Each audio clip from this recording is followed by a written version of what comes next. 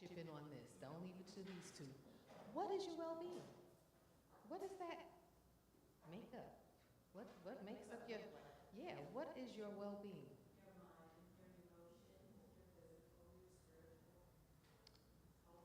I love that. See, I'm going to you for the next We already had this discussion. You're emotional, you're physical, you're spiritual.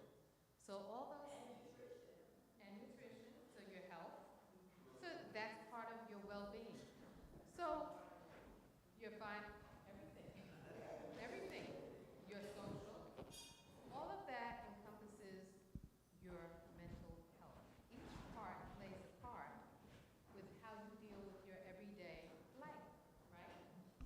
So if my emotional is not working right, how do you think my day is going? Yeah. If my finances aren't working right, how do you think my day is going? So how do we take all these things and try to even out or level out all of these emotions, finance, and health, and all of that? Right. How do we do that? Which actually brings us back to that rubber band we were talking about. Resilience. Okay.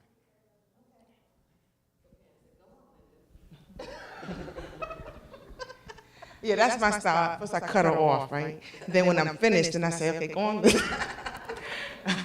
So We'll stop doing that. Before we go on, let me just share. So, Pam, why don't you tell them what you are and what you do, and then I'll tell them what I do. Okay, so, yeah. I work in the school district, K to 12, but I'm been with the little ones in the elementary school level for quite some years now. And I'm a school social worker there. And we basically identify learning disabled students, and I deal with the social emotional aspect of the child, of the children that we have identified. But in addition to that, being a licensed social worker, I also do in-home therapy. And I go to the home, and I'm dealing with adolescents on various issues. Anxiety tends to be the number one issue that I've been dealing with. And under that, we have different situations, such as, whether it's cutting, depression, all those kinds of things. So that's basically what I do. Okay. So I am a social worker, but I'm a clinical social worker. The difference is I can diagnose. Pam can diagnose, but she needs somebody to sign off on it. That would be me, because I'm the clinical person. So, I'm sorry, did I say that right? Okay, I thought you said, No, I said, So what I do is, I work for Inglewood Health, and I'm one of their psychotherapists, and I see all of my patients virtually. And I see all kinds of patients. I see kids from 13 up to, what's my oldest patient I have now, 83. Oops. Good. Everybody has mental health, okay? So it's whether we recognize that we have it or that we don't. I'm here to help you recognize. So we're going to give you some thoughts. I also do in-home therapy with children in the evening. So I see all my regular patients during the day, and in the evening I go see my kids, because I like kids. They've always been a little special part of me. My thought has always been, if we can get the kids where they need to go as they get older, the world will be a better place. So that is my goal. So that's what I do. I diagnose, I see all kinds of patients, let's see, trauma victims, PTSD, schizophrenic, bipolar disorder, anxiety, depression, you name it, I see it. Some worse, some better, some that don't even know they have it while they're sitting there with me. And the difficult part is, as they're telling me their symptoms and what's going on in their life, and I'm asking them questions, a lot of the times I'm saying, so what about this? And what about that? And when did this start? And when did that start? And I'm finding that a lot of mental health issues and disorders have started when they were children and were never diagnosed. And so that's another reason I like starting with the kids, to help them to get to where they need to be so they can be better as they get older. The other thing is acceptance. A lot of us, I'm going to be nice, depending on where we come from, we do not accept mental health. We do not believe in it. It's of the devil, some say. It's, you know, in your mind, get a grip on yourself, get over it, and let's move on. And let me ask you something. Have you ever been in pain and said, let me get a grip on it and move on, and the pain was still there? And that is mental health. So with mental health, a lot of the times that how we deal with the pain is we decide, oh my, I can't deal with it, so I'm going to do something else. I'm either going to cut, I'm going to start drinking, I'm going to start using drugs because the drugs can take away the pain. But let me share, when you come off of that high, whether it's the alcohol or the drug, where's the pain? Right, not true. Oh, it never went anywhere. You just thought it did for the moment that you were high. And we're not necessarily referring to only street drugs, you know. There's other things that we can medicate ourselves with to make it more relevant here, just in case. Okay, explain that. Explain that, Lucy. Go on. Explain that to them. No, I mean, you have prescription drugs. You have prescription drugs. You have lifestyle that's illicit. Excuse me. Yes. Can become a churchaholic. Oh, you can become any kind of aholic. Correct. And you know, just to be relevant when you're not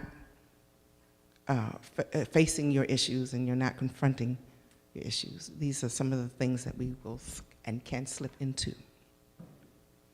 So based on what Pam just said, I need to touch on a couple of things. And I did this with the ladies group, so some of you just bear with me for a minute that we're in the ladies session. How many of you are people pleasers? Oh, don't raise your hands. I know you're here. People pleasers. Ask yourself, Been there. what is that about? Just ask the question, what is that about? What makes me need to please other people? What am I looking for? What am I looking to accomplish? What am I looking to get from them if I please them, if I just go out and keep doing for them? I'm just going to say your name. I'm not saying you're doing this. Oh, Beryl, you're the best. I love you. Thank you, sister. You're the best. And every time Beryl goes and does something, you're the best. And she's like, I like it when people tell me that, so I'm going to keep doing that. But eventually, Beryl's going to get tired. You get tired of it. And then you sit there and you say, what am I doing? And sometimes you want to back out of what you're doing, but you can't find a way. So what do you do then? You keep doing what you know to do, which is people pleasing. So we can chat on that today about how do I break that cycle. And part of it, no, not part of it, the main thing is you need to set some boundaries. So let me just share. Some of us are the worst in setting boundaries. Lord have mercy, Jesus. Right? You got a quick scenario that you can, I'm trying to think of a good one. Okay, so who do I have? I have patients. You got a scenario? To Is that give what you- them, yeah, to Oh, give I them thought you were raising your hand. Okay, okay. to see how they would set that boundary. Yeah. Okay, come on. We'll go to her. Pam. Yeah, no, I'm going to come to you. If my shoes allow me. Oh, I could have gone. I got on flats. I can run today. Not really, but okay. So this is not my example, but a colleague from last summer shared a book recommendation with me, which has been phenomenal. It's called Set Boundaries, Find Peace. It's an excellent book. And within the book, there's a vignette of one of the characters sharing that every time his mother calls him, he calls him to complain about his brother, who is irresponsible and frustrating and unreliable, but he doesn't enjoy his mother talking to him about his brother, and she persistently does it in spite of him telling her to stop. As a result, the book goes on to explain the importance of repeating said boundaries and not assuming that people are going to honor those boundaries because you initially say it.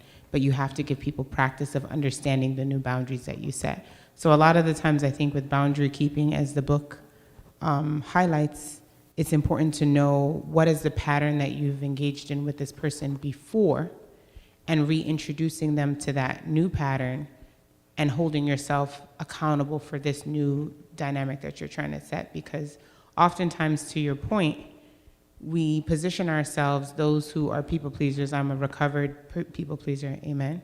Amen. It comes from attachment style.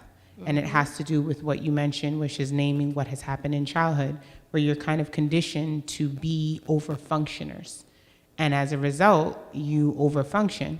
But through therapy, I've learned from some good money, amen, best money I ever spent after offering and tithing, is that we assume that people who overfunction, that underfunctioners want to do less. And I remember my therapist shared that that's a lie. A lot of the times, underfunctioners want to do their part, but overfunctioners sabotage. So there's accountability that needs to be taken. Thank you so much. Can you tell us what an underfunctional person, like? Hello. Just define that. So sometimes I think overfunctioners are that, it's like that Mary and Martha. Like, someone's coming to my house, I have to make sure everything's perfect. Everything has to be done. And if I don't do it, it's not right. You'll ask people for help, and then you'll be that woman that's complaining like, oh, the party went great, but I had to give up so much of my sleep, and I'm so frustrated. And so you're doing all these things, and you have this like martyrdom syndrome, if not, that like annoyance. And underfunctioner is like, cool, you don't need help? No problem. I'm gonna be watching a game. Let me know when the food's ready. Thanks, appreciate it. Can you bring me another drink? Right? Like, and the person isn't mad, but they asked if you needed help. And your response was no. So, Thank you. So that also comes from relationships. So we have a lot of things going on. We have the relationships that we are in. What kind of relationships, you say, Linda? I'm so glad that you asked. All kinds. You have sibling relationships, and some of those can be so pulling and so draining. You have parent-child relationships, and just like she said, the vignette that was the mother calling the son to complain about the brother. You have things like that. You have people, excuse me for 1 minute, back home. I need, you send. And you keep sending. And what do you get for it?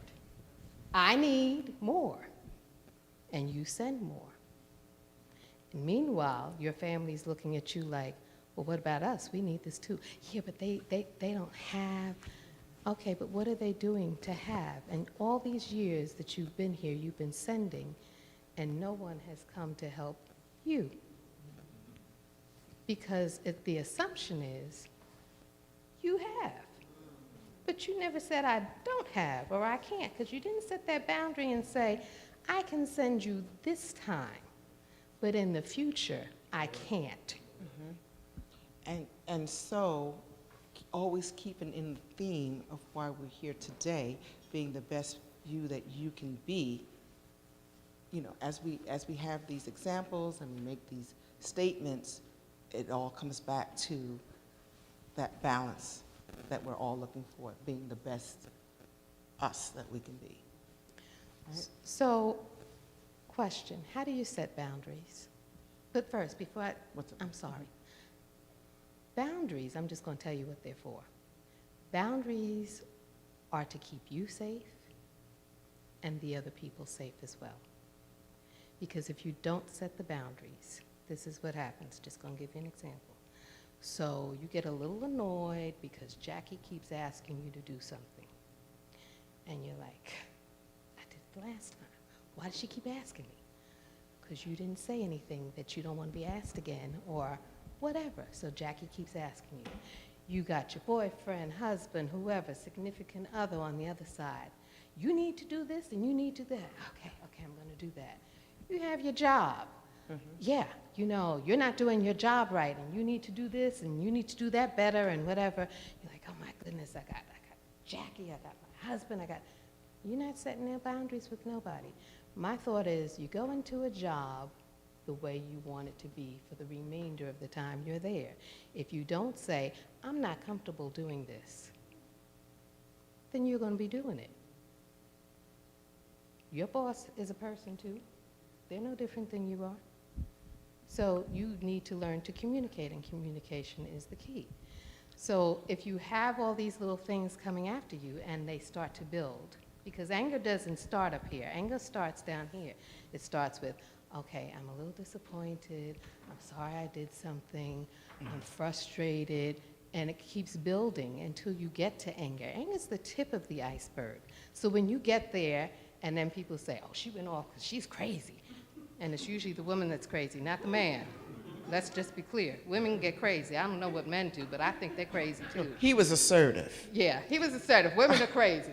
But if I could interject real quickly, let me throw this question out. What is the worst thing that can happen? And I want to answer, it's not really rhetorical. What is the worst thing that can happen if you set boundaries, like in that situation? What would be the worst thing that could happen if you set a boundary? Can I jump? Stop talking to you. Yeah. Yeah, okay.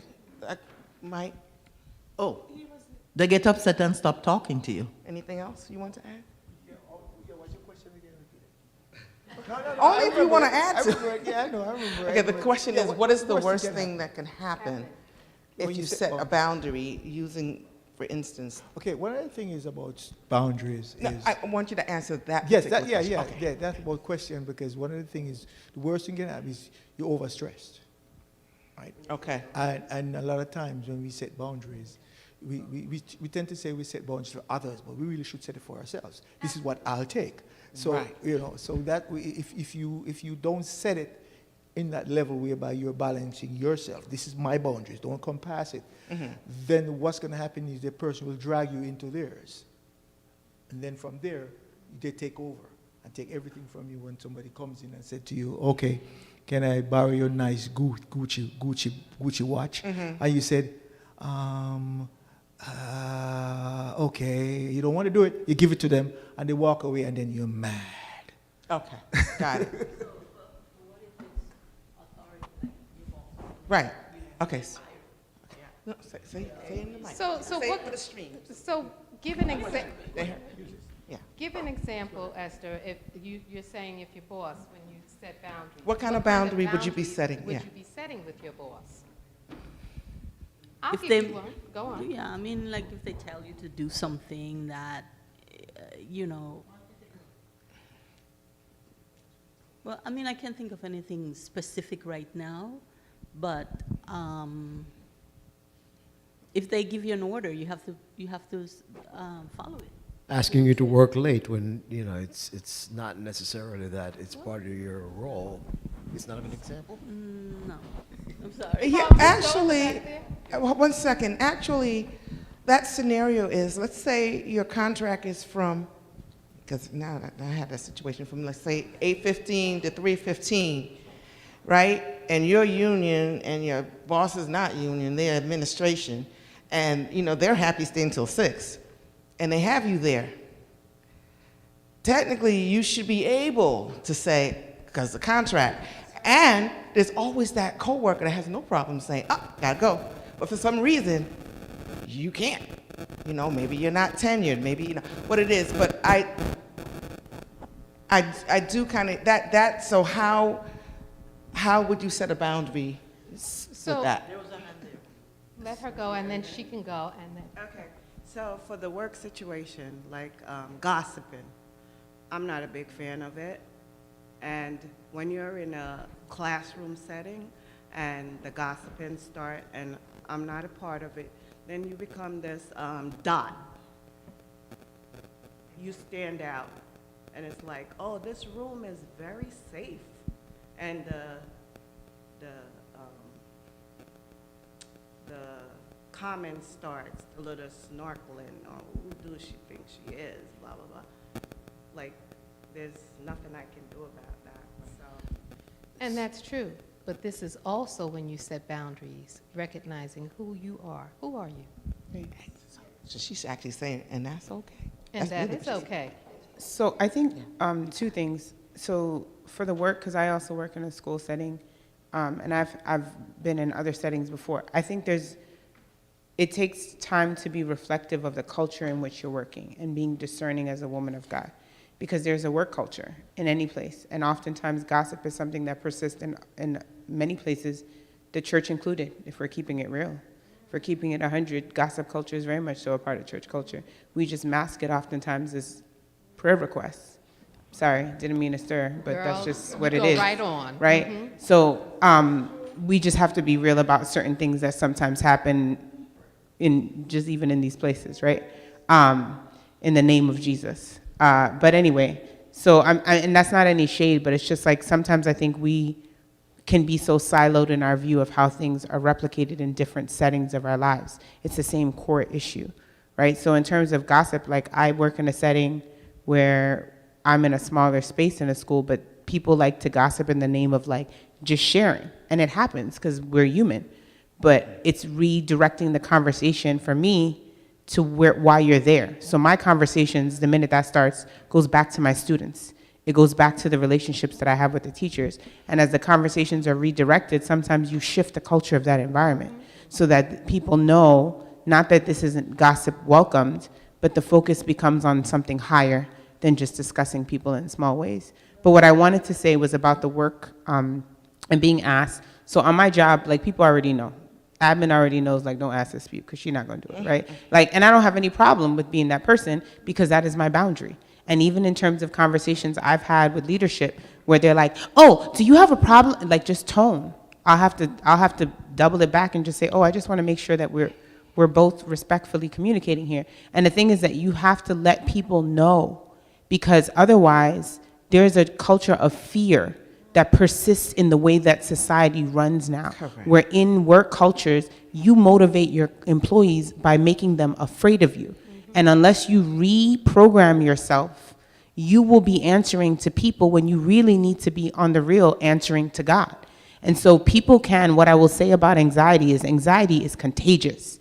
People can read people who are anxious. And if you're in an environment with someone who is a staunch leader that likes to take advantage, they will pick up on the subtleties of your anxiety and they will milk it.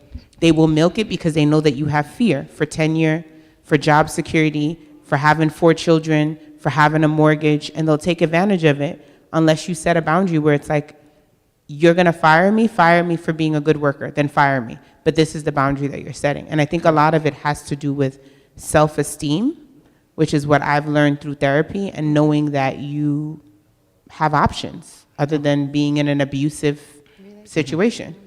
So, yes. So, the purpose would be for things to be said here today that you take with you, right, throughout the week and hopefully ongoing. So, the question I would be asking myself right now is, as pertaining to some of the situations that we just mentioned, is why wouldn't I, or why didn't I just say, I have to leave now? Everything that you just said. And these are questions to ask ourselves. So it's not like we're going to solve everything today, but by starting to ask those questions about yourself and not be in this workshop and just talking hypothetically and we want to reflect inward and ask ourselves these questions. Because I'm asking myself a couple of questions as we're standing up here as to, well, what is behind that? A lot of it is childhood, rearing, things we were taught. And so we need to go back there, if necessary, and start looking at why do I do that, but my coworker has no problem doing it. And let me tell you something about the gossip thing. I know some people at my job, and they have no problem, and they're not even looked at as, oh, she thinks she's, because you know what? That person was true to themselves. They were keeping it 100.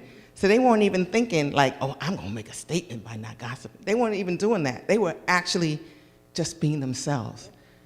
And so, that's just some things that we need to just think inwardly. I just want to go back to the parent-child part of it. I mean, maybe before I say that, I just wanted to say, we talk about culture, like Sue talked about culture. And here there is like a culture that was concerning to me, right? Where the kitchen is concerned and serving food here is concerned. And how when church is finished, how people just rushed out and stand on the line. Some of those people you ask, can you serve? And no, they don't want to serve. All they want to do is eat, right? So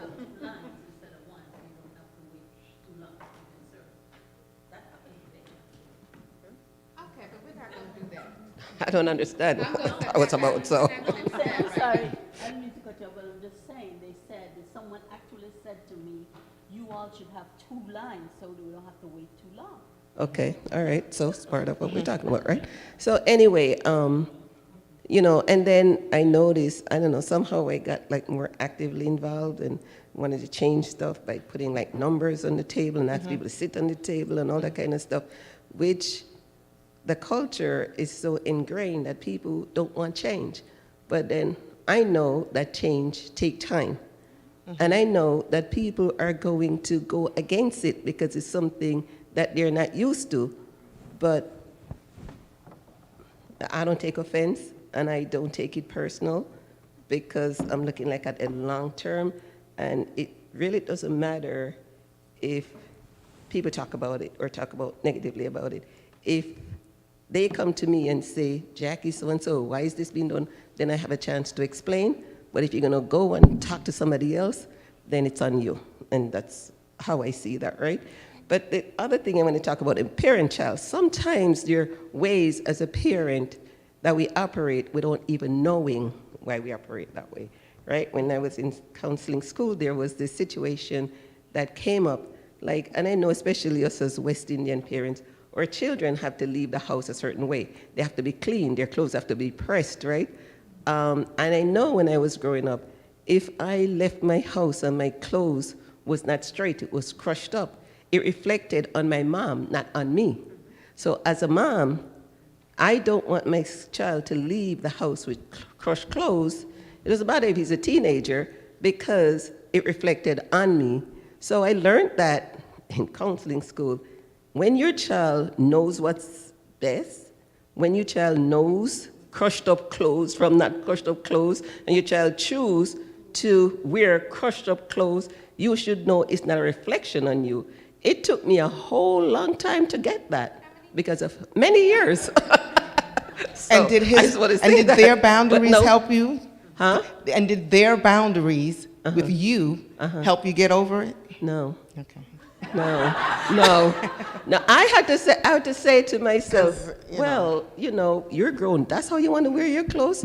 Be my guest. And of course, people will talk about it, but I've set boundaries. It's not me. It's not about me. It's not on me. It's them and it's on them. But I just want to bring that up to say, sometimes you operate, because I was stressing when my kid would leave the house and their clothes is crushed up. But since I learned that, guess what? And they weren't even thinking about you, right? They weren't even thinking about me. I just want to bring that up. 1 second. I'm just saying with the same scenario that Jackie brought up. What if the children are younger, then isn't it a reflection on you? If they go out looking a certain way, if they're younger, elementary. But if you did your part while they were in the house, because they're younger and they need you to help them get dressed and what they do. No, later on, it's okay, but I'm saying if they go out when they're younger. No, that's what I'm saying. So- If they leave your house, correct. So I get what you're saying, Okay, Cheryl. what's she saying? So Cheryl's saying like at 6 or Yes. 7 years Yes. old, they're in kindergarten or whatever, and they want to wear shorts instead of long pants and a printed shorts and a crazy shirt. And you're like, you're not going out the house looking like that. But sometimes you have to let your child show their individuality, that they get to make a choice as well, that you don't always have to make it. So I have one mother that's saying to me, she's like, I have to be in control of things. I'm like, for what reason? Can we establish an age though? I get that. Because at 3 years old, No. and they can Right. they can say at 3, we're not going to and say. 5 and 7, and they can do that. But yes, at what point there is a point where no. 'cause But it we is a do not- point that their peers say something to them as well. So just remember that. But I have a mother now who has a 5-year-old, and she's like, well, you have to, you have to wear this, and you have to wear this outfit, and no, that doesn't go like I wanted to. This goes, and you have to wear that. And he says, why can't I just pick out my own things? Why does it always have to be what you pick out? Yeah, that is different. They can have choices, Yeah, and but then here's you a good make the tidbit. final. You have like 5 different things, and then they'll still be able to make choices, but you still have, because also in society, we also have to teach our children that we go by rules.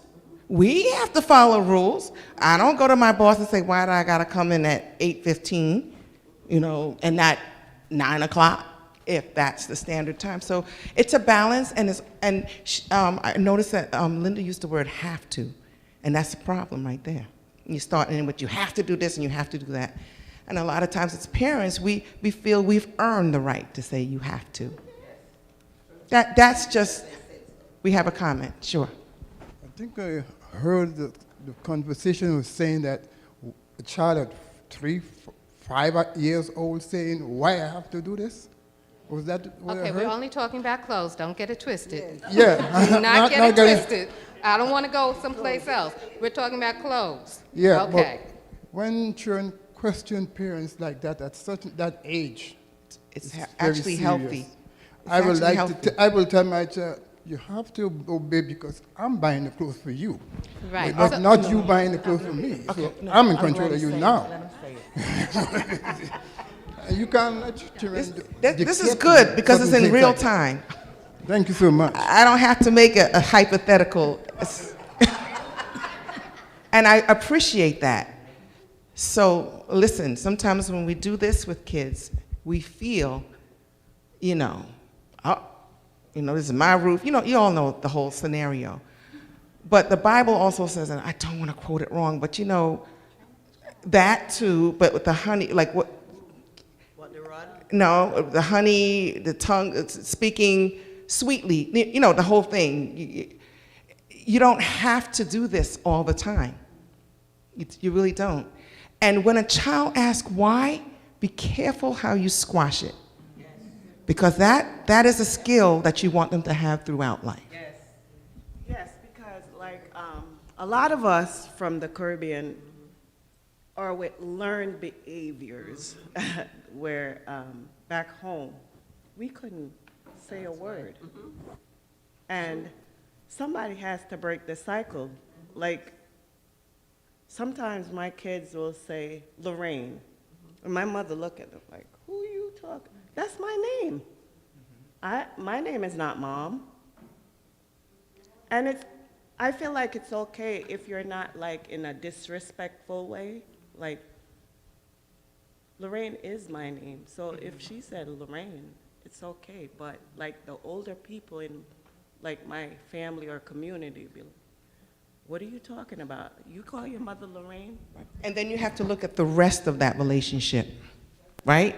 If it's respectful, that's one thing. Yeah, I also want to add on to something. I think, first of all, everybody has different parenting methods, but I also believe that the way you approach things with your children is extremely important.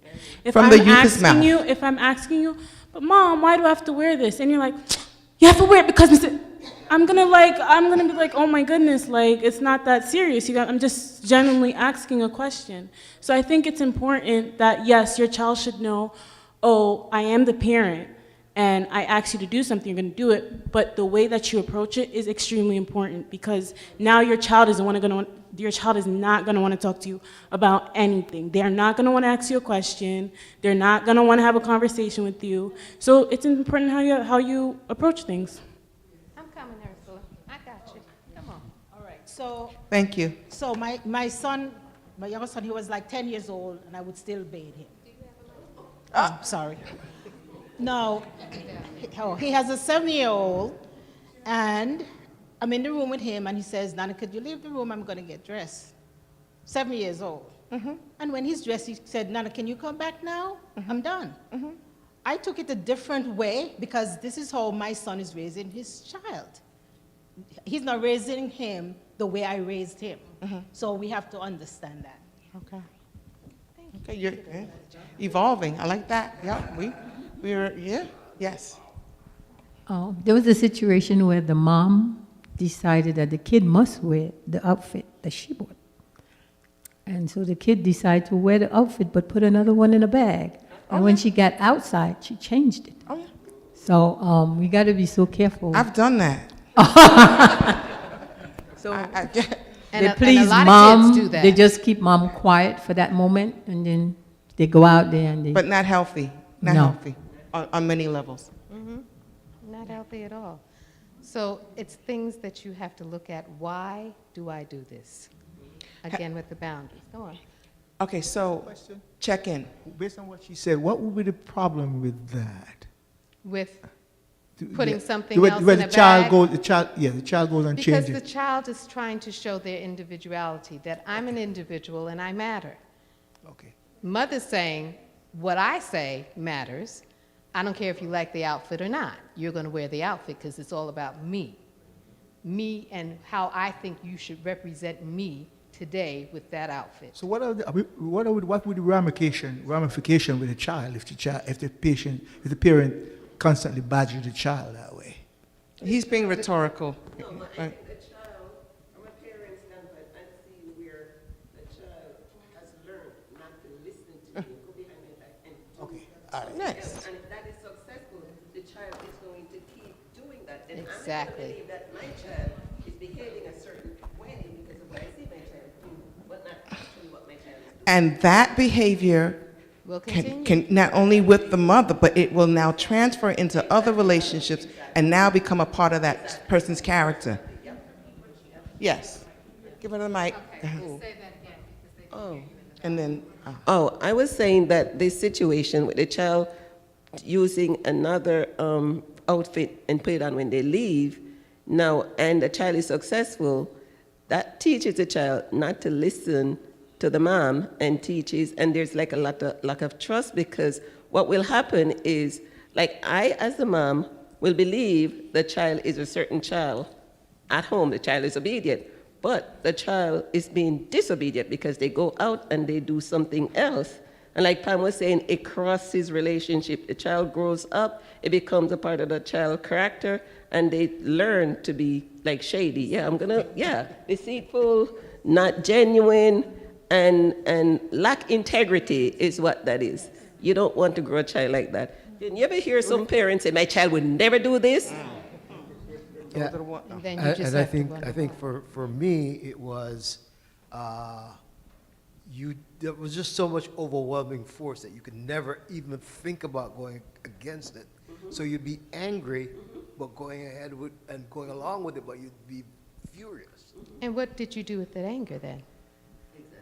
And that's the problem, because when kids end up going along with it, like some of you have, you become angry. You ever very see much these so. people walking around church, angry little so-and-sos? I've seen it, and I'm like, Lord have mercy, Jesus, come now. Go on, Cheryl. I think there has to be Thank a you. balance. yes. There has to be communication between the child and the parent, because we're parents for a reason. The child doesn't necessarily know what is appropriate at a certain stage in their lives. So, you can have different outfits, like, lay down, and you could talk about it. How do you feel about this one, this one? But the child may put something on or wear something that is inappropriate for school or, going out. So there has to be an open, measure of communication where you're able to relate and to talk about it. But at the same time, in the end, I think the parent should make the final decision. Even though the child may agree on this, they said, okay, good, we could do that. Okay. No. All right, so with that said, we have to be careful because if your child wants to wear a polka dot shirt and a striped pant and 2 different color sneakers, but it's not a health thing, they're the same, is that inappropriate? Is that inappropriate? Question. No. Okay. Okay, so you see what my point is. As long as it's not a matter of, Being inappropriate. Yeah, or because, you know, growing up as a child, you had to have everything matching, and that's not the stuff that we're talking about that needs to be transferred over to your kid. Right, as long as the health is in, and so like Linda was saying, sometimes, you know, they gotta go out and try their creativity and see how that works. As long as it's not a health issue, it's not a vulgar thing. Yes, sir. I heard someone, I overheard someone saying something about cold weather, and that's also one that bothers me, because even if it's cold and the kid's gonna go outside and freeze, as long as they're not gonna get harmed, that's a good learning opportunity for the child if they're underdressed. So I want to say something on that. I'm currently working with a family whose daughter is like that. And I've been working with them for 3 years off and on. And when I first came, they're like, Linda, she will go outside, it's freezing cold, she will not wear a coat, she wears shorts all year round and short sleeves. And I'm like, okay, who am I working with here now? What do I have to work with here? What is going on? And in asking them different questions, this is how she is, we're getting complaints from the school, they've called DCPMP on us, she will not wear a coat. Not wear a coat. She will not wear long pants. She will not. And so I had to keep asking questions like, what is going on with this youth? Like, what is up with her? And in talking to her, she's like, well, Linda, I'm always hot. And I'm saying, well, how are you always hot? And she says, I don't know, I'm always hot, and I don't like covers, and I will only cuddle up with a blanket if I just feel like I want to cuddle, but I'm hot with the blanket on. I'm like, oh, okay. So they went to see the tree in Rockefeller Center last year. They took her. Everybody's bundled up because it was freezing cold. And where is she? Walking down the street in her shorts and T-shirt. And people are looking at them like, this girl's out here without a coat on. What are you doing? And she's got shorts on to boot. She doesn't even like wearing her boots. So she had on her sneakers. She was fine. She was fine as all get up. So I just wanted, I'm saying this to tell you this. In the long run, as I've worked with this girl, she's autistic. She's on the level 1, the lower end. But who knew? And even the school complained. You're sending your daughter here. So you have professionals. You got professionals looking at this child coming to school every day. And nobody is picking up on it. And I'm saying to them, okay, there's something going on with your daughter. She's showing signs of autism, but I'm not seeing all the other things that should go with it. But I'm not sure. So take her to a neuropsychologist and get an evaluation. They sent her everywhere else, the system did. Sent her every place else but where she needed to go to get that evaluation. I just told them again, the system, y'all need to do this evaluation on this girl because she needs a diagnosis, because you keep calling people on the family when the family, the girl is fine. She's like, no, I'm not gonna wear a coat. I don't wanna wear a coat. I'm hot. I don't own a pair of long pants. I have 14 pairs of shorts and they're all black. Another sign of autism. They have to be a certain way, a certain color, but nobody else would see that. She can have shirts that are very similar in color, but you have to, as a parent, recognize what's going on with your children. A lot of times your children are showing signs of depression and anxiety, and you're like, boy, you better stop it. Girl, you better get a grip on yourself. I'm gonna knock you into tomorrow. And in the meantime, your child, like Jackie said, becomes fearful. I'm not gonna have a conversation with you because you're gonna just knock me into tomorrow. I've got something serious going on. And this is not only with people in the Caribbean. This is Latinos, this is everybody. I get this from all of my clients, that my parents feel this way. And so I never said anything. So I'll sit there in silence and cut, and then the parents are like, well, why are they cutting? Why aren't they talking to me? And I'm sitting there and I said, well, you know, not for nothing, but if I were them, I wouldn't talk to you either. Because me sitting here as a therapist, I really want to say some things to you right now, but I know I can't. Maybe as we move along, I can, but right now I can't because you're not open to it. You weren't open to knowing what was going on with your child either. So right now, we're just going to deal with what we have here and work with that later. Go on. I have a question for the gentleman in the back. Don't turn around, I'm talking to you. What's the worst thing that could happen if your, let's say, 7-year-old grandson or whatever says to you, why do I have to wear this jacket? What's the worst thing? What is the offense? Exactly. Oh.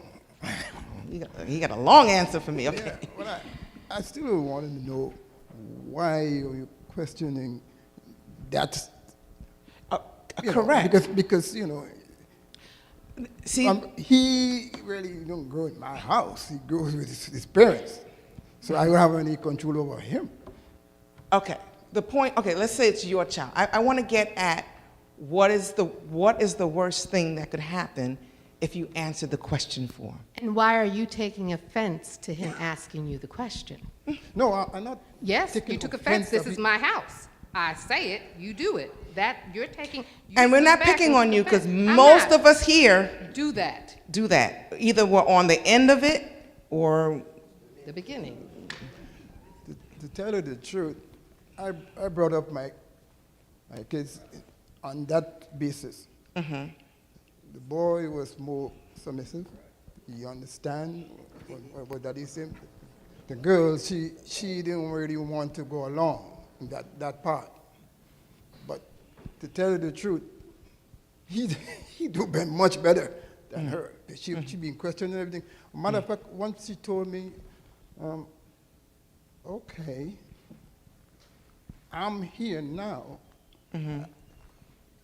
What's the word she was going to She said, you got to ask for specifically help. what she used. She said, in a timing, that's the young people talk. Mm-hmm. In a timing, meaning when she get her own house, she's going to do her own thing. Mm-hmm. So I tell her, listen, the timing could be right now. If you don't want to obey what daddy is saying in his house, the timing could be right now. But don't tell anybody that I say this timing is no. You have to make the decision. Okay.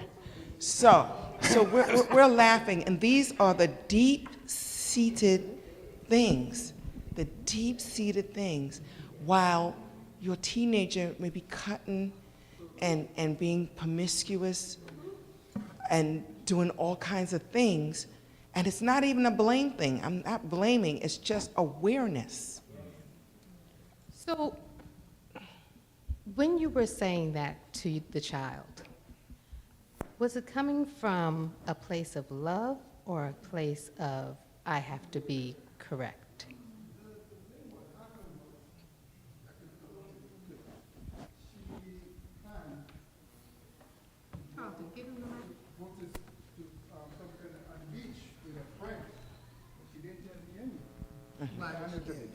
She plans with the teachers or friends, and then she come home and say, Daddy, we're going on the beach tomorrow. Mm-hmm. I said, you going on the beach tomorrow?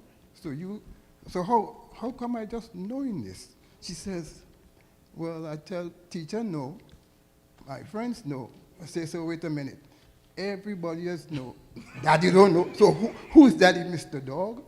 But you're not going anywhere. So she cry and cry and cry, and then she said, oh, in that time when I get my own place. I said, okay.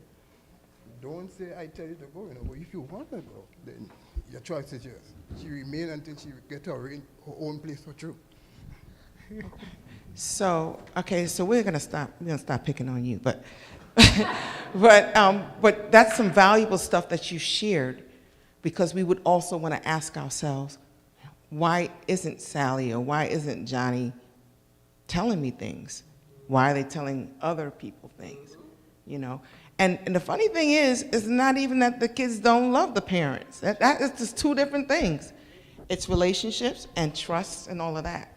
So again, all of this would be for naught if we're not checking in with ourselves as to where do we fit into all these scenarios, if at all. All right.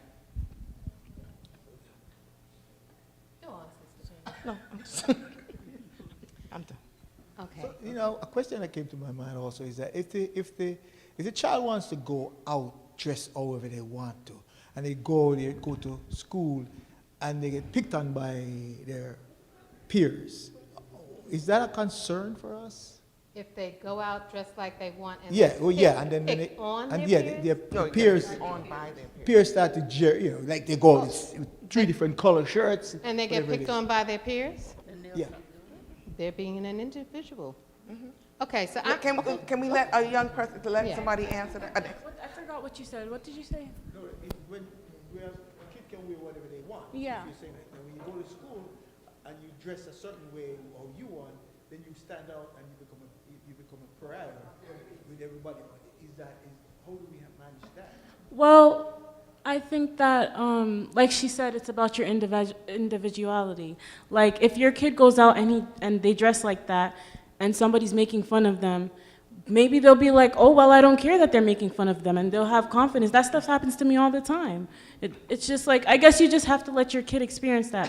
What I had thought you said was, if, like, you send your kid wearing something, and, like, I guess it's not cool or whatever, and they get picked on, that's something I wanted to talk about. So it, like, goes back to the same thing, because it's the way that you approach things. It's the way that you speak to your kids. If your kid is like, oh, why do I have to wear this? And you get mad at them and you're like, I'm the parent. You have to wear what I said you have to wear. And then your kid goes to school and they wear it and they're getting made fun of. They're not going to go and tell you that they're getting made fun of. They're going to sit down and be quiet about it. And they might do the same thing that that girl did. Pack the stuff in her bag and go to school and change. So instead of being like, you're going to wear it because I'm your parent, you should be like, I want you to wear this because da-da-da-da, da-da-da. And maybe your kid will come back and be like, Mom, I really didn't want to wear it because everybody at school keeps making fun of me. And then you can understand things better.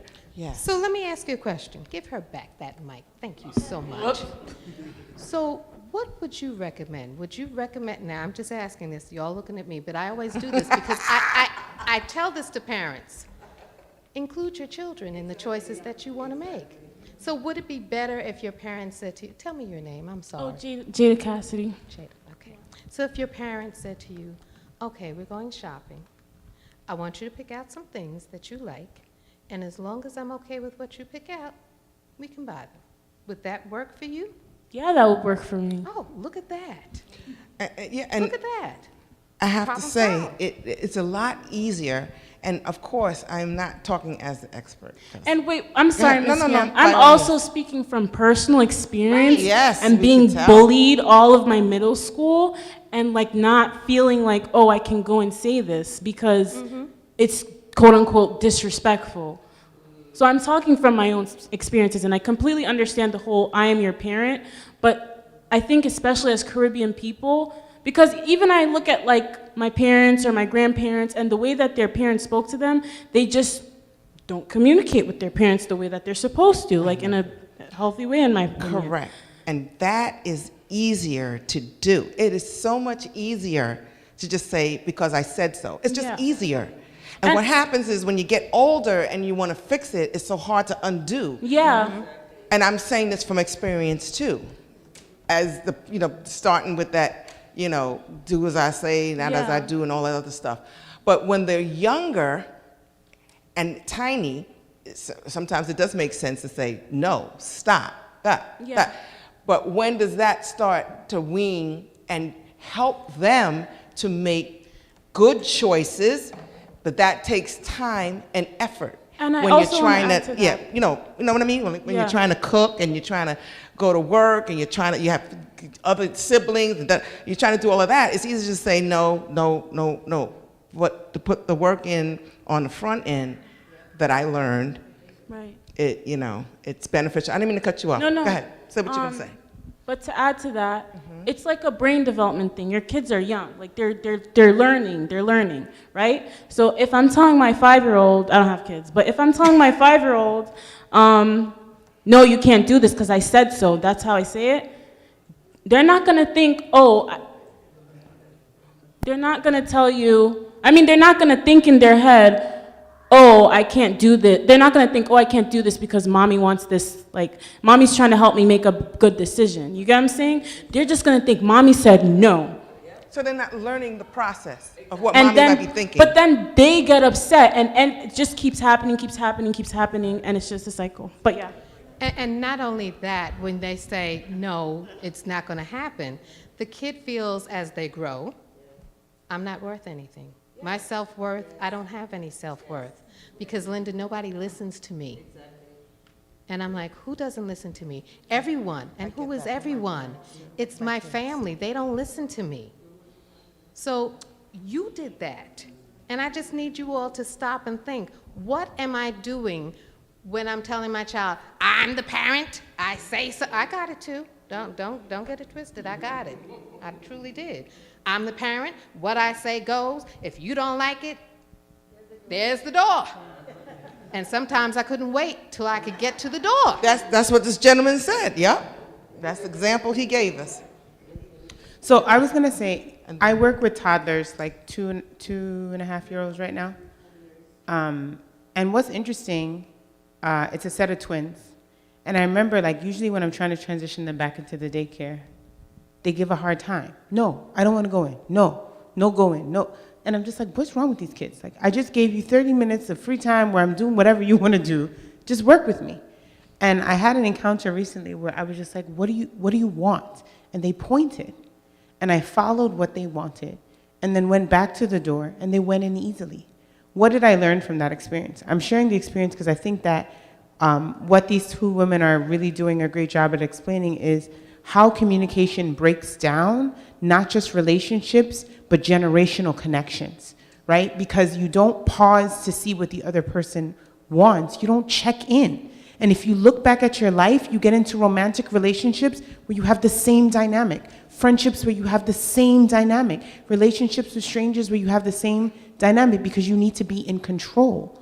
And so that idea of being a controlling person, and as someone of Caribbean background, we struggle with control. And a lot of that comes from slavery because we did not have, it's true. And a lot of people don't want to acknowledge that, but there's so much that we did not have control of, including our own bodies. And instead of operating lovingly a lot of the time as parents, we just talk at people. You talk to your children, you're like, because I said so. And what Jada said is true. Like, you learn to just ice your parents out, where it's like, I'm not even listening to her because she's not interested in me, right? So, yes. So Linda, could you help us understand what it looks like? Because we're all like kind of like saying the same thing in different examples. Help us understand, what does it look like to be respected in your home, yet and still not doing all of these things that we've been saying, you know, it was my way or no way and all of that. What could that look like? And the parent is being respected. So look at it from a point of, what do I want, first of all? And how can I get what I want? I want my child to respect me, but I also want to raise my child in a loving, hello, that's the key word here, loving way, not a dictatorship. A lot of us were raised in a dictatorship. Do what I say. Oh, and don't do as I do, but do as I say. That's what I said. Because, baby, bye. A lot of y'all's doing, we need Jesus. Yes, we need Jesus. Right. So, Carl. Thank you. So I was raised in a situation the way you described, which is when you have your own home, you get to make your own rules. But then she came to my home and she still want, because now she flipped it. Now you need to set a boundary. Now she flipped it because now she is the parent who is no longer a matter of whose house it is. So it goes right back to what you were saying earlier about setting those boundaries. Yeah. Right, so the boundaries. Set them. And for a lot of us, sometimes we do want to break the generational curse. We do. This lady's we right here do. talking about this. And so Break it. I'm just going to share from my own experience, And that's, okay? that's an answer in that same question, right? what it looks like. What it looks like. So I grew up, my mother was Miss Dictator. It's got to look a certain way. If you don't look a certain way, even as grown, you going to church like that? You wearing that? Oh, I wouldn't let you out the house. Oh, really? Okay, but it's not, I'm not in your house anymore, so you don't have to worry about it. Really? Okay. Did you ever see me come to church looking a wretched mess? Thank you. But in her eyes, it wasn't what she would send me to church in. What? I'm married. I have 2 children. Like, really? Okay, that's that. But then it comes to the point where, who said it? Your mother comes to live with you. Thank you, Jesus.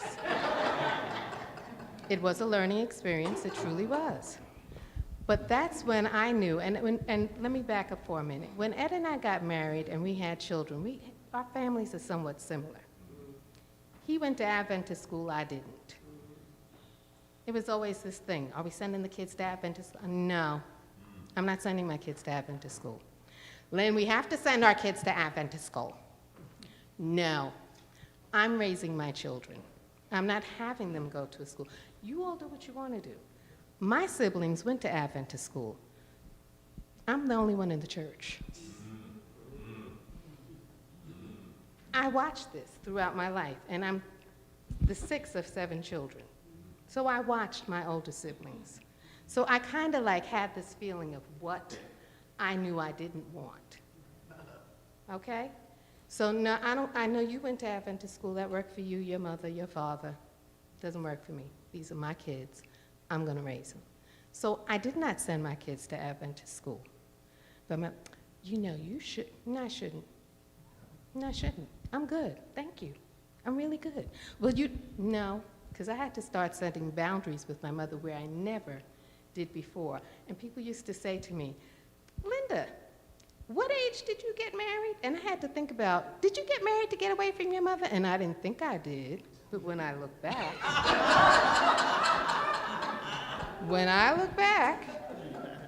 I said to myself, keeping it 100. I'm keeping it 100. I'm saying to myself, girl, you were running from the devil, trying to save your soul. And though I thought, Good save. and though I thought my mother and I had a good relationship because I did leave her house and I did have my own, so I didn't have to stay there and watch what she was doing with my younger sister, I was in my own world. I didn't have to worry about it anymore. But when I brought her to live with me in the last 7 years of her life, can I tell you, thank you, Jesus, it was almost a living hell. And at one point, I had to say to her, oh, you need to go. You need to go live with one of your other daughters, because this isn't working for me. Because you can't tell me what to do in my house, and you can't tell my husband what to do. You're not his wife, I am. Like, where do you get off of? And she's like, I don't like the person you've become. That's okay, you don't have to.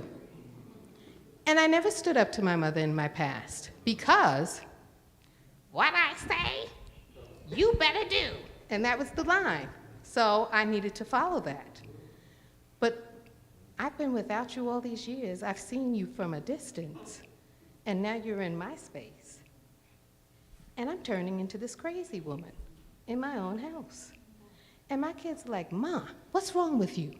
I don't know. Well, and then she'd say to my kids, you know, because my mother was an agitator. Baby, bye. She could get you going, fighting one against the other. She said, you know what? And she'd say this when we're having worship. I've never seen, to my kids, I've never seen you two argue. And they're like, she wants to see him act. oh, she wanted to see some action because she didn't have any for such a long time. So, you know, there was nothing happening. And they'd say, well, Granny, why do we need to argue? We can talk about whatever's bothering us. And she'd sit there like, oh.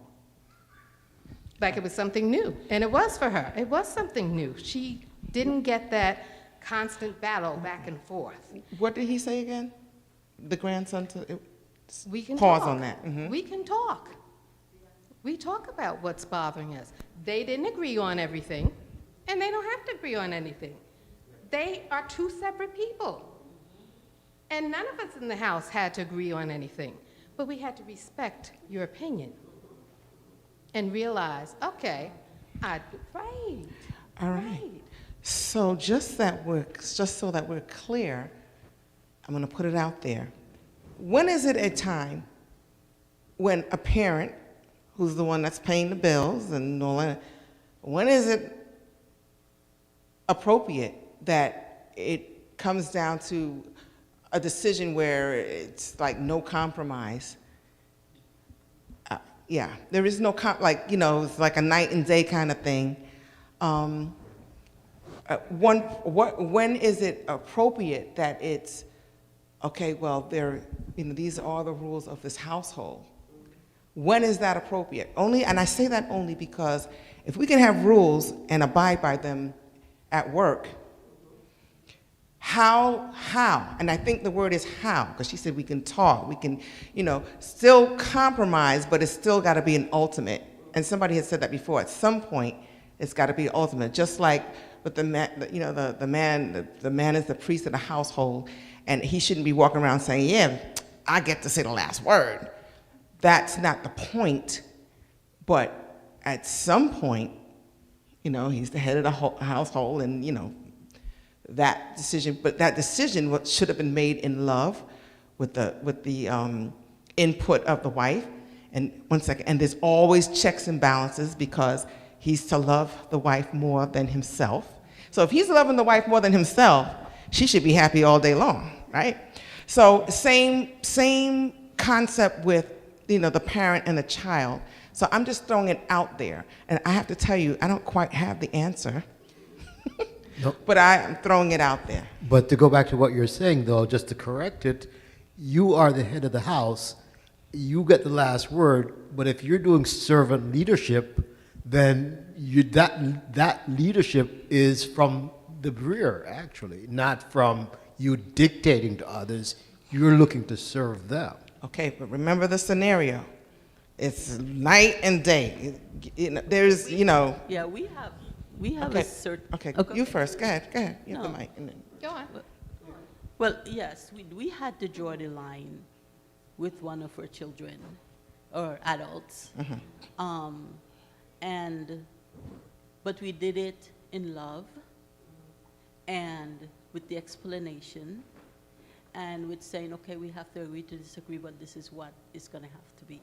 I can't tell you the specifics, but there is a point, but we've had the kind of relationship where we talk about things, and so in that way, that child, that adult was able to understand, and we agreed to disagree. Okay. With your the boundary ultimate that boundary yes. that you set, in your household. Yeah. So, like in my house, when now that my kids are adult, and this is something like boundary lines were there from they were younger. Not that it had to be spoken, but they watch. We don't do drugs. We don't smoke. So they know growing up, and now, they don't smoke or do drugs, but they know there's a boundary line there. You want to do drugs? Not in my house. It's not coming in my house. They also know that they don't lay in the bed till 12, 1 o'clock, right? If they're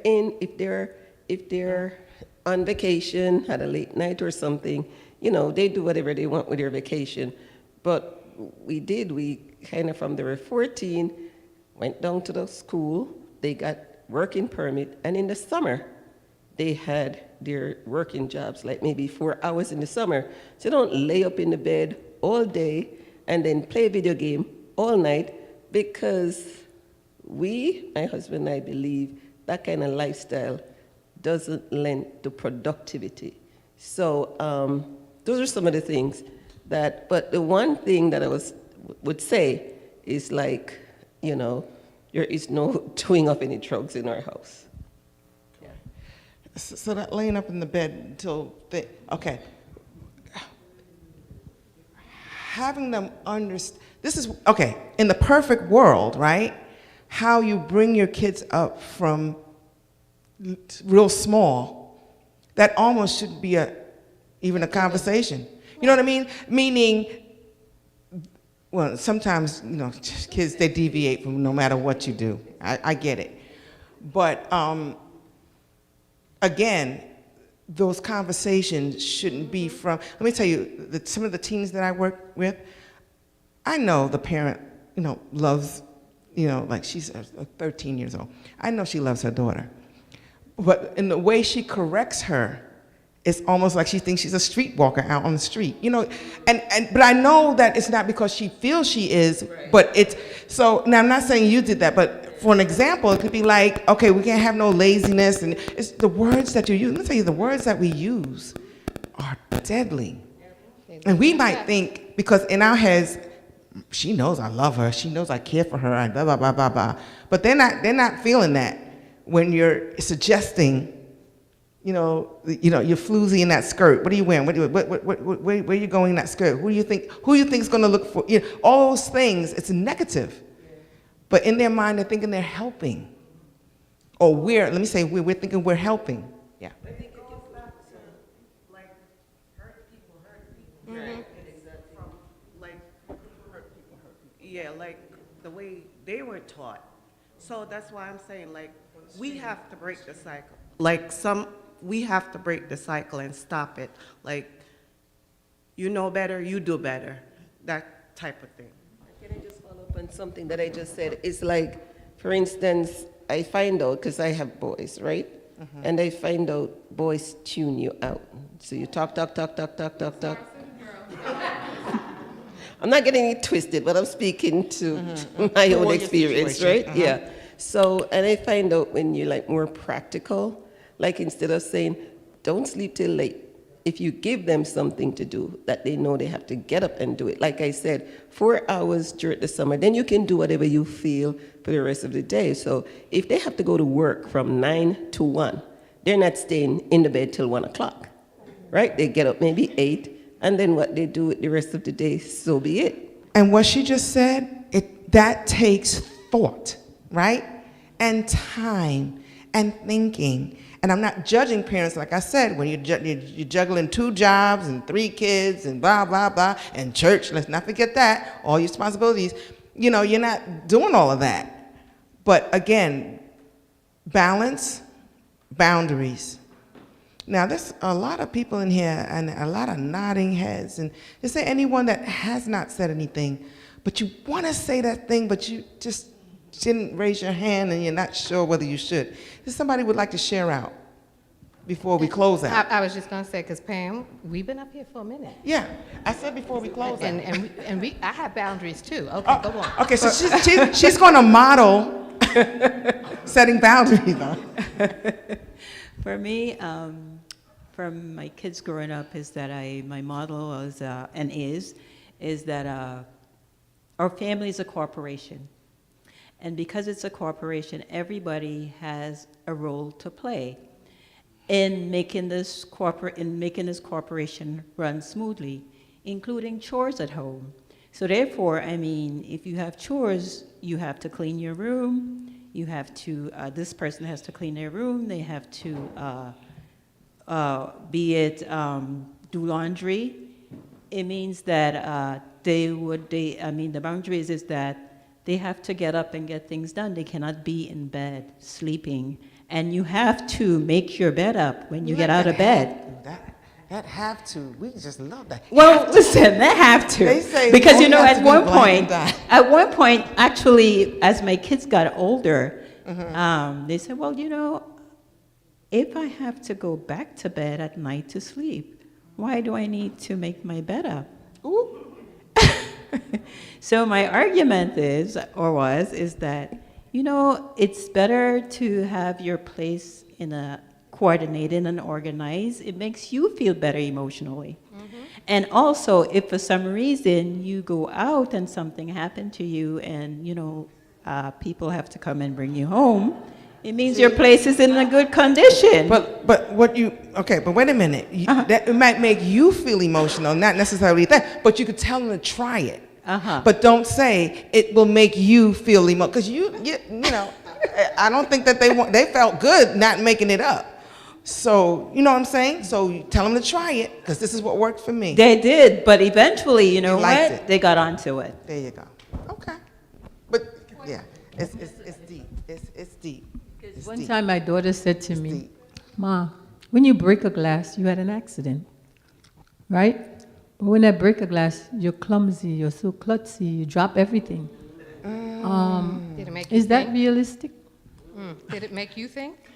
It certainly did. Okay, there you go. And that Did you guys hear that? That's awesome. I said And that, you know, this thing happens quickly, and you're not thinking, but they're taking it in, Yeah. and they're not feeling good about it. So we are parents, but we can learn from our children. And we have to have an open mind in order to do that. But if we walk around with a closed mind, like I'm the parent, I know everything. If you knew everything, you'd be up there with Jesus, and you're not there. Yes. Uh-oh, and she speaketh. What do? You have your adult daughter at home, 23. She doesn't want to do anything. She doesn't talk to you. She go in her room, you ask, what happened? She'll eat and put the dishes under her bed, or just leave it in the sink, and you can't speak to her. Now she's 23. What do you do? So you have to ask, what's going on with my daughter? She's not talking to you. Is there someone she is talking to? And that's the other thing. Sometimes, and I'm not saying this is you, sometimes the communication is so bad that there is none. And there's not going to be any until something changes. So who is your daughter close to? Who does she talk to when she's not at home? Can you talk to that person and say, okay, well, you know what? I don't know what's going on with Linda. She comes home, she stays in her room, she eats in her room, she leaves her dishes in the room. Do you know what's going on with Linda? Like, how do you see Linda when she's with you? Because this is what I do when I go in the house. Okay, this is what, who else can I speak to? Is there a grandparent around I can speak to, an aunt, a best friend who sees your daughter who she's close to, or your son's close to? Who can I talk to get a different perspective than yours? Because yours is not the end-all, be-all. Yours is what you see there. Somebody else, can I go to the school and talk to the school, the teachers, and see how your daughter or son is doing in school and what's happening in the classroom with your son or daughter? What's happening with his peers? Does he have friends? Does she have friends? Do you allow her to go out, or do you allow her, have you always kept her at home, so that's why she's there? She may be depressed. When we isolate, that's a sign of depression. And a lot of us don't see that. It's just like, she don't want to be bothered with nobody, I'm gonna leave her alone. And we do, we leave them alone, and they're always alone, and that's when the cutting and the drinking and everything else starts, and the promiscuity, because nobody's paying attention to me, so I need to make myself noticeable somehow. So roll up my sleeves and cut myself. Roll up my pants leg and cut myself on the thigh so they'll never see it and never know. It happens, people. Don't think it doesn't. And just because we want to be that hard-nosed, this is my house, and you're going to do it my way or it's the highway, sometimes you're going to be sorry. When you look back, you're going to find out that, yeah, I shouldn't have done that. There's so much that your children will be grateful for as they get older, but I also think that it's important to not personalize everything. And I think sometimes one of the biggest breakdowns between parent and children is that parents sometimes assume that your presentation is about them. That what you, like, what you're choosing to wear or not wear, Or do. whether you smile or you laugh, whether you greet their friend or not, that it's about them. And it's like, no, I'm a whole separate person that has my own stuff going on, and it's not always about you. You're so correct. I wanted to add on to that. A lot of the times, parents think that, and it goes right back to communication. Communication will always be something big in any relationship you have.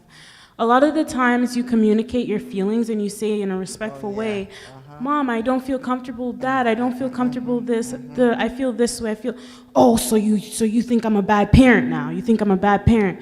So that And now your kid is personalized not going to talk to you. Right.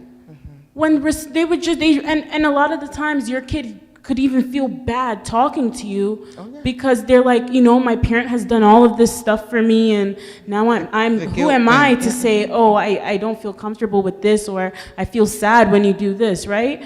So I think it's important to it goes right back down to communication and really trying to think from try and be in that person's head when they're speaking to you about their feelings and their emotions. Try and see it from their point of view. Exactly. Can I say something? A second.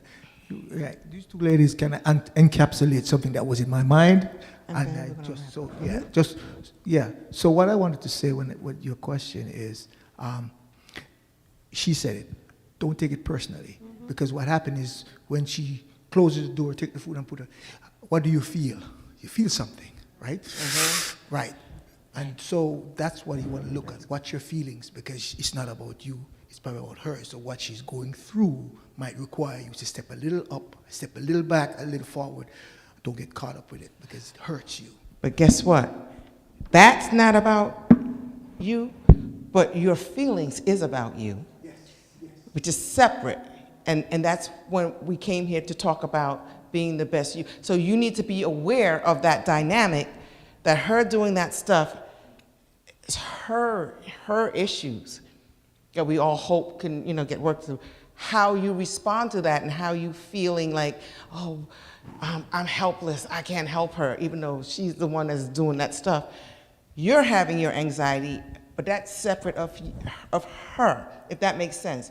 And you be understanding of how you're feeling, and that's where, if you can't get to a therapist, get to a good friend, not the ones that tell you everything you want to hear, but get to, to be able to release that feeling of helplessness, that you can't help your child, or you can't, you understand what I'm saying? Rather than pushing that back on the child as, oh my goodness, I can't take, you understand what I'm saying? So it's almost compartmentalizing your feelings. So at that point too, don't you decide to set the boundaries and say either you do this or we gotta go our separate ways, because this is an adult now. We're talking about 23 years old, an adult. But the thing is that it's also when you do address your feelings, address your feelings. Yes. Don't blackmail your child emotionally. Right. Exactly. Don't gossip about your child separately. And the thing is that you have to be able to recognize, and this is generational breaking, and I loved what Linda shared about her mother, because she wasn't masking. She wasn't putting on to be like, oh, my mom was this and that, or my mom had this problem. She was saying specifically how she made her feel. And why that's important is because in that moment of your daughter putting something underneath, it's okay to feel rejected. It's okay to feel hurt. It's okay to feel shame, but that's your own stuff. And you have to be mindful of the things that trigger you from your children. That's your trigger. That's not your child causing your trigger. That's your trigger. How you respond to your child is your stuff. And it's not something to feel bad about. But I feel like oftentimes in Caribbean culture, we spend so much time trying to manage other people's emotions because we don't want to deal with our own. I'm so glad you said that, because I'm going to take this moment to try and wrap this up. When do you check yourself and your emotions? Okay, let me help you. You should be doing it daily. So sometime during the course of the day, I don't care if it's when you get up, I don't care if it's at the end of the day, the middle of the day, you ought to be walking through life and saying, how am I feeling right now? What do I feel? Because half the time, you have no clue. We do this with clients almost every session. Right, and every time I come, so Beryl, how are you feeling today? Oh, I don't know. Okay, well, we got to do a check-in. Got to find out how you're feeling. What are you feeling right now that I'm asking you this? I'm mad that you're asking me. Okay, why are you mad? What's making you mad that I'm asking you how you're doing? Because I don't want to talk about it. Okay, so what's bothering you that you don't want, what's bothering you that you don't want to talk about? So it's a matter of you checking in with self. Who am I? That's why I say, who are you? Because when I ask people on their first session, so tell me who you are. Oh, I work here, what they I do they this. tell us. I said, I didn't ask you that. I said, but work with me. Girl, tell me, who are you? If I was to ask your friends, who are you? What would they say? Now, what would you say? lot of us don't know who we are. We put on these different masks and go on out. Oh, my friends want me to be this way, or I think I should do this, or I think I should be that way. That's not you. That's who you try. You're an imposter. Knock it off. Who are you? Or some of us have an idea who we are, can't, because we haven't taken the time to really think about it, cannot articulate it. And so if we were coming back next week, we would give you homework. No. She said in about no, but I would give you homework to ask that question. Who am I? And that daily check-in is very important because we skip that step. And when we skip the step, we're all over the place. You know what I mean? Like emotionally, all over the place. And then when you find of who we are? Oh, okay. Okay, but we're all different people. right. So who do you think you are? No, she wants No, to- I know. So if you said to me, so who do you think you are? I think I'm a good person. Are you? How do you feel And then that you you're a keep good breaking person? it down more Right. and more You and just more. keep going Keep on and saying on how, and asking. when, with all the... But a lot of us don't know who we are, what we even think we are, because we were never given the opportunity or asked that question. Do you know how many kids I asked, so when you grow up, what did you want to be? And these are 20-some-odd-year-old people. I don't know. I said, what do you mean you don't know? I never got that question asked to me because I was told what I felt didn't matter, so why was I going to think of being something when I grew up? I'm like, what? And these are not only Caribbean, these are Caucasians. Hello? You are not alone. Mm-hmm. So Cheryl asked you to answer the "Who do you think you are?" question. Mm-hmm. How about the "How do you feel today?" question? The same That thing. too. I don't know. So tell me, what feeling do you have right now? Even if Confused. it's annoyance, Okay. it could be annoyance. Confusion, he said. A confusion? So- Okay. So what is the confusion about, Carl? Because it's another story for another time. Right. But this is how I go into a session. So what's the confusion And you about? can check in with and- yourself that And way. I tell this to especially my clients, older clients that I see on a daily basis. I always start the session. So how was your week? Mm-hmm. What went well? What didn't? Don't so well. And you get a chance to tell me, because some people, especially when I'm going in the home, let me tell you what she did this week. And And then I you bring told it right her- back to them. Right. Right? So it's What like, about you? no, Mhm. no. If you're gonna, when I come in, Mom and Dad, if you want to talk to me, it's, hi, Linda, let me tell you what went well. Okay, let's talk about the good things. Why does everything, what do we always remember? What do you remember the most?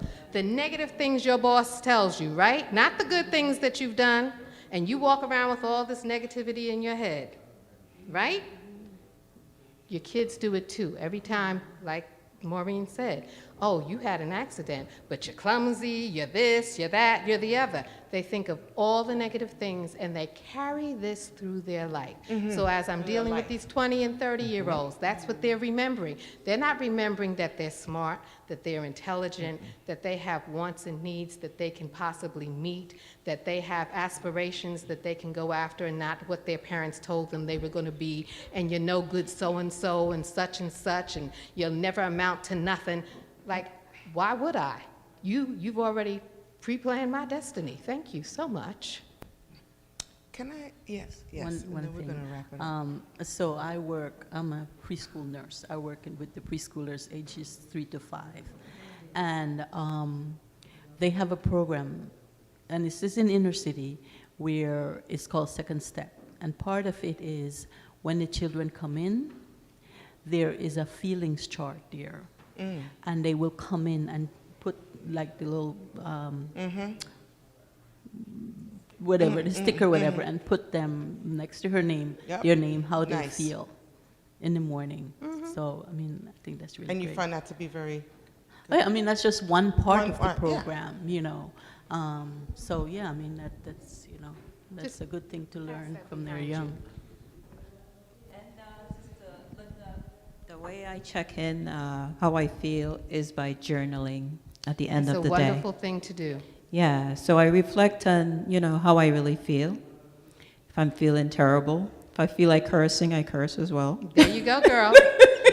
Okay, can I use a thing that my son told me? And I love my children, but I love my second son said to me, Mom, you got to be yourself because everybody else is taken. What? What? And I tell my clients that all the time. So yes, if that at yourself at that moment is, I need to do this, knock yourself out because who else is there going to judge you? This is you. This is you. You're looking down at the paper at you. This is who you are today.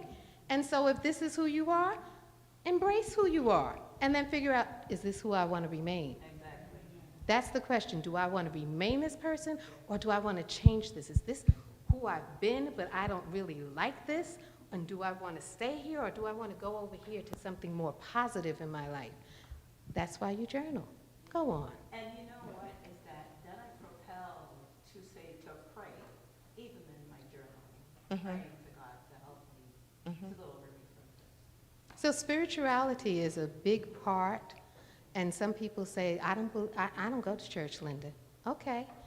Do you believe in God? Well, not really. I believe in God, but I'm not one of the. Okay. Do you have a higher power? Something. Whatever. Do the higher power thing, girl.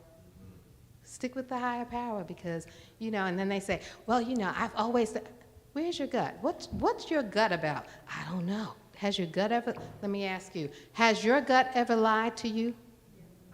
Your gut has lied to you? Oh, you weren't listening to your gut, baby, because your gut doesn't lie to you. Your gut is your inner voice that God placed there for you. And sometimes we decide that we're going to work around it and figure out, oh, well, I know it's saying that, but if I do this, then, or if I do that, then. That's you talking. That's not the inner voice. The inner voice said, yes, no, maybe so. Yeah. But we decide to take it to another level, and that's when we get in trouble.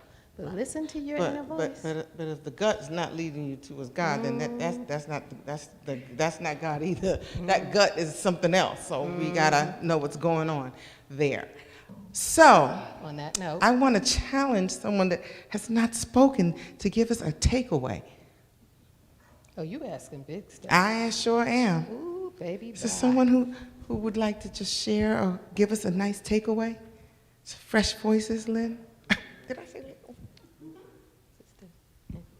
Sister Burke. Yes. I just want to say I hear what everybody's saying, and I'm thinking to myself, at what age do we start this grooming? It's the grooming of children? Yes. From the time they're born. From before they're born? No, from the time they're born. But it doesn't look the same, though. Right, it changes. Just like your 3-year-old, you don't treat like you did your 13-year-old. Your 15-year-old, you don't treat like your 25-year-old. Yeah, but you started to develop that relationship with Yes. this person, so the reaction wouldn't be as grave as what we're saying. And you know your child, and you have 2 children. Each one of those children are different. You can't deal with Them the same exact way. No, you can't. So if we start when they're born, and I'm saying from when I'm nursing them, from the being in my tummy, we are nurturing. So we wouldn't have like people yelling back at us or we yelling at them. And if we do get to that point or anything close to that, we as adults do not know how to say, I'm sorry. Oh, that was a good one, yes. That's another one. Nothing but a word. I made a mistake. Yeah, we all do. I grow 2 sets of children. And you both know that, right? And I grow the older one different from the younger one. Why? What Because did you learn? I know better. They're different children. And you know better. And when I find out that I made a mistake, because they're quick to tell you that this one get away with this and this one is not getting away with it. And we have to say, I'm sorry. And even me, I catch myself into making mistakes. And I have to correct myself. And that's not going to make these children love you any less. That's correct. As a matter of fact, they are more forgiving, more loving when they know that you as an adult make a mistake and not afraid. Listen. And apologize. Yes. The very thing that you think your child will think that they're being disrespectful, it's the very thing that you do that would help them to respect you. The very thing that you think, oh, they're not going to respect me if I'm not. No, it's not necessarily that. And we have to get out of our heads that it means that we're weak, panty-anty parents. We know a parent. We know what's wrong and right. We know, so it's that very same thing that you think they would say that they're disrespecting you is the very thing that would make them respect you. And that point that you just made. I have said to my children before, you're going to do this because I said so. Because there is time, because of, I believe, the relationship, I don't have time to discuss this. Right, we talked about so that. You're going to do this because I said so. We're going to school and you have uniform to wear. You're not going to dress in no pants because your friend wear pants. No, this is what you're wearing to school. We talk about that when we get home tonight, but for now, you're going to do this because mommy said so. You're saying that was a mistake, or you're saying that that's right? I said that I do that. Now? No. It's a little late for now, right? You sounded kind of passionate just now. No, You're scaring me. I'm saying that there are just times when I don't have time to do this. So I have to say, no, you're going to do this because I said so. You're going to wear your school uniform today. You're not going to wear pants because your friend wear pants yesterday. We don't have time for this. And when we have to scoot off to work, we do have That's to right. I was talking about. Because I say this is what we're going to be doing. But we're not going to take our whole life and do this thing and keep putting the kids down and all of this kind of thing. If we're doing that, we're dishonorable to ourselves, to them, and to God. I'm sorry. Okay, I just want to say something here, just a little thing. We have been talking about clothes. My daughter, really, I think I'm so glad that I don't have. Okay, and after this comment, I'm going to set boundaries because we're supposed to be wrapping up. And the assignment was takeaway. I'm not cutting, no, I want to hear the end of your point.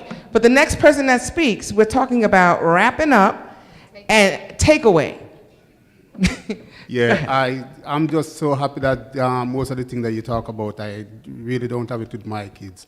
My daughter, I can remember her quietly, when she at home and getting dressed to church, or she come to me and said, Daddy, you like this one? I said, fine. And if I put pants on and a shirt on, I said, Daddy, I don't like that one, then I change it. There you go. And that's the way we usually do. Even sometimes, it hasn't happened in a while, but I think it was last year, she went to a church and she wore a dress and they didn't like the dress. And she called me and said, Daddy, look at this dress here. Anything wrong with this dress? I said, no, babes. And there was nothing wrong with the dress. Because you had that history, right? So that's the way we usually live. Very nice. Yes, so yes, you have the awesome job of wrapping up. Just to point back to what everybody was saying, we have to watch each other in terms of our, like people say, P's and Q's, and just understand where we're coming from as a whole, understand our mind and our emotions, how we come across with people, and understand and reflect what we say and how we do things. I know for me, especially working in healthcare, as a pharmacy tech, I have to understand my P's and Q's and where I place myself, and how I go with people in the individualized style. Understand how to be in their shoes and where they're coming from. Everybody has problems, and you're just not by yourself. Everybody's dealing with something, and we have to take that into accountable. So when I go to work, I'm like, God, please bless me. Just open my mind to understand that people do have problems, not just not like a sickly or medical situation, but a mental standpoint. And always just be watchful and be mindful how you say things and do things throughout your daily life. Thank you for sharing. Thank you. So the takeaway is Mental health affects us all in different ways. We have a responsibility to ourselves to check ourselves on a regular basis, and that should be something you do on a daily basis. And what do you need? How do you bring down the anxiety? How do you make sure you're okay? Okay, you can journal. You can listen to music. You can garden. Yes, you can garden. You can walk. Garden. You can walk. You can do a lot of different things. You can use essential oils. Yes, there's the lady you want to talk to right over there. The essential oils. You can do that, and you can put that in your little, yes. And make sure that you use it while you're sleeping and let the scent come and help to relax you. You can use meditation. There are different calming apps that you can use to help bring you down. You can do breathing exercises. You know, I sit down, and while I'm sitting in waiting rooms and doing other things, I see people, the knees are shaking, the foot's going, it can't stop going, the hands are, you know, they're constantly, and I'm like, oh, my goodness gracious, they're a little anxious there. Okay, they're trying to make me anxious too. Well, and sometimes, y'all know Mr. Ed, sometimes I'm like, I have to go there for 1 minute, excuse me, babe. If the foot is going, because you know he doesn't sit still in church, right? You know this, right? And he's always walking around. If I come in, I'm like, Lord, have mercy, the man hasn't sat down. Coming from the gym, coming from the back room, Pete's got him doing something, whatever. But when he sits down, the knee is going. And I have to put my hand on the knee and say, okay, I need you to come. I need you. I don't care if you need to. I need you to stop doing this now. That's your Let me boundary. put my hand here. If I need to rub your knee for a minute to help you to calm down, let me do. So when y'all see my hand on his leg, y'all know what's happening, what time of day it is. Okay, so yeah, Linda's over there. She calming Mr. Ed on down because he's a hot mess right now. Right. But you need to do things like that, and you need to breathe. So I'm just going to do this little breathing thing for you for 1 minute. Okay. For anxiety. So it's 1, 2, 3, 4, and you can do it 4 ways. So breathe in and hold it for 4. Box breathing. It's called box breathing. Right. breathing. A lot of the SEALs use it. You breathe in, hold it for 4. Breathe out. 4. Breathe in again. 4. Breathe out again. 4. So you see this mental box. See the box as you're doing it. Breathe in and hold it for 4. Breathe out for the 4, breathe in again for the 4, and out for the 4. I do this with the kids. Just hold this for a minute, Pam. With little kids. And I had one mother tell me, she told me we were going on the slope, the ski slope. I said, did you go? She said, I sure did. It was wonderful. So here we go on the ski slope. We're going to breathe in while we're going up, and breathe out while we're coming down. And breathe in while we go up, and come on down the slope and let it out. And breathe it, and you're doing this all on your fingers. So you might see little kids going like this because they're doing their breathing exercises because they need to calm down. And if When it they get works at the good end, for you, and it you works, do that too. And up and down and out. So that's what you do to breathe. So if you're teaching little children to do this, why aren't you doing it? Hello, somebody. So make sure you take the time to do what you need to do for your mental health. Because, and this is my other thing I always use, you're on the plane is flying. The pilot says, I'm sorry, we're losing oxygen, you need to put your mask on. And for all you wonderful people that are still, you know, people pleasers, oh, you got your mask on? You got What do they tell you to do first? I'll be right over there. What do they tell you? Put your mask on. Now the plane's almost gone, there's no oxygen. Where are you with your mask? Put your mask on first. That's your care daily. Take care of you. Because if you're not around, you're not taking care of nobody else. And I don't care what age you are. I don't care if you're 12, 15, 18, 25, 35, 55. Take care of you first before you look at anybody else. Because if you're not well mentally, which includes all of those things we discussed, how are you going to take care of somebody else? That's correct. So I want to thank you all for being here and participating. Oh, yeah. And I'm going to let Pam Amazing. finish that up, and you can offer Yes, prayer or I'm whatever. going to finish it up by asking Brother Carl to come up and As a- close out for us? Oh.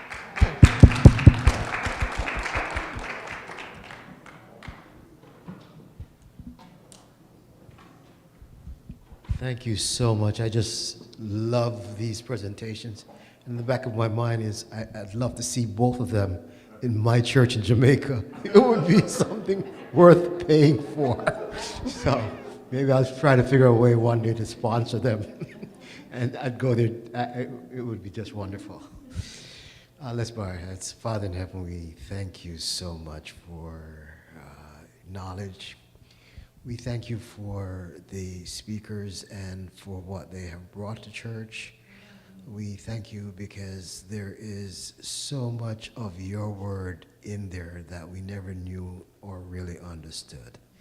So, Father, as we discuss these different ways of relating to ourselves and different ways of relating to others, Father, we pray that your Holy Spirit may help us to internalize it.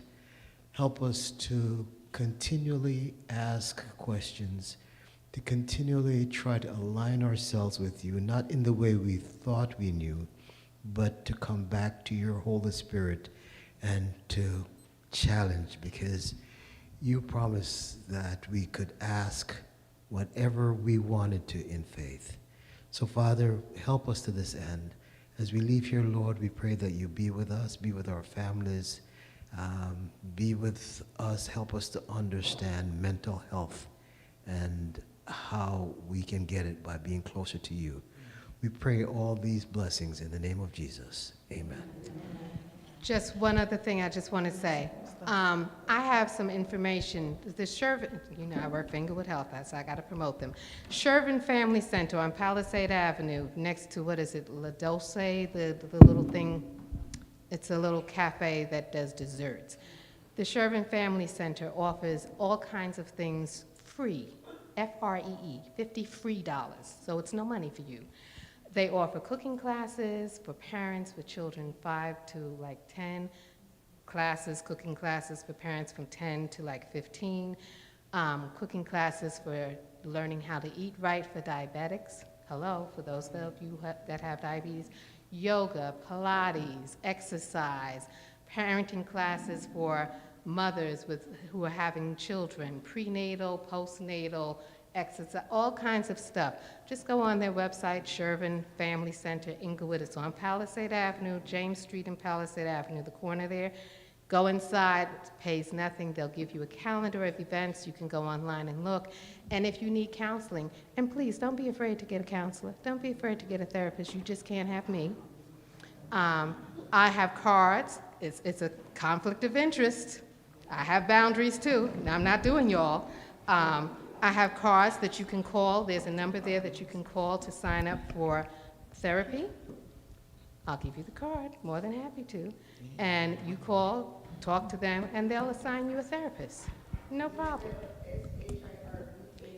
S-H-I-R-V-A-N, Shervin Family Center.